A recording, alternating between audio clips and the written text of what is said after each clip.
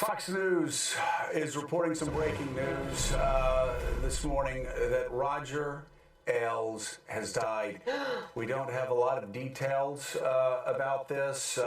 Drudge broke it not so long ago, but Roger Ailes dead at the age of 77.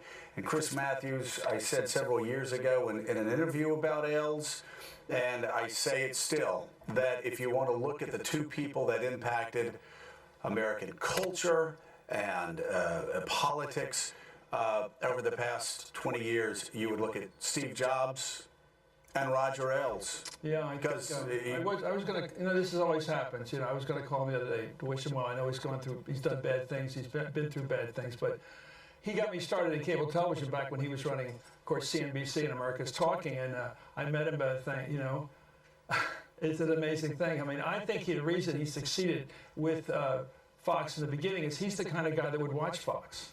I mean, that's one, like sports fans, they know that they root for the team because they love it. He rooted for his network because that's what he wanted to watch. And I think that was his strength, like it or not. Chris and I first met Roger Ailes. I was right out of school in 1968 in Philadelphia. He was the producer of the Mike Douglas Show in the same building where the NBC affiliate was. So I would see him all the time. And after that is when he first hooked up with Richard Nixon and did that 72 campaign.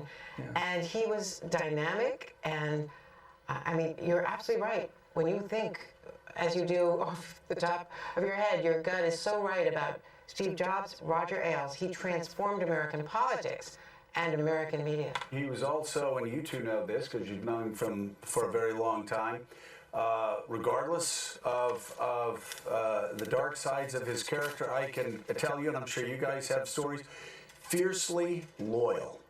Roger Ailes was fiercely loyal and would fight for you even if you didn't work for his company. He certainly was to both Mika and me, and he was tough and fierce. We didn't even work for him. But also... it started with the Nixon thing. Joe, but in 1968, The Song of the President by Joe McGinnis, that fabulous book that came out, and it celebrated Ailes. And, Ailes is the guy that Nixon found, who said television is not a gimmick. Television is real. You've got to learn it. And Nixon go, oh, this guy's got something. And he set up those town hall meetings for Nixon, which were completely manufactured. Right. And we're getting into that territory again, aren't we? That stuff, yes. Reality TV. Matthew, we've heard, of course, an awful lot about the bad side of Roger Ailes. One of the first things I read about him before I even knew him was when he was doing America's Talking and when he was working at what would become this network eventually. Roger Ailes was the guy that after the show was over wouldn't go up to the hosts and pat him on the back and say, "Are you doing okay?"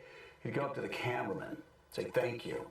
He'd go to the makeup room, say, "Thank you all so much." He would talk to the janitors walking, "Thank you, so you're doing a great job." Roger Ailes, again, you said he's the guy who would watch Fox News, but at least in all the stories I heard about him, certainly in those early days, those were the people that he talked to and thanked.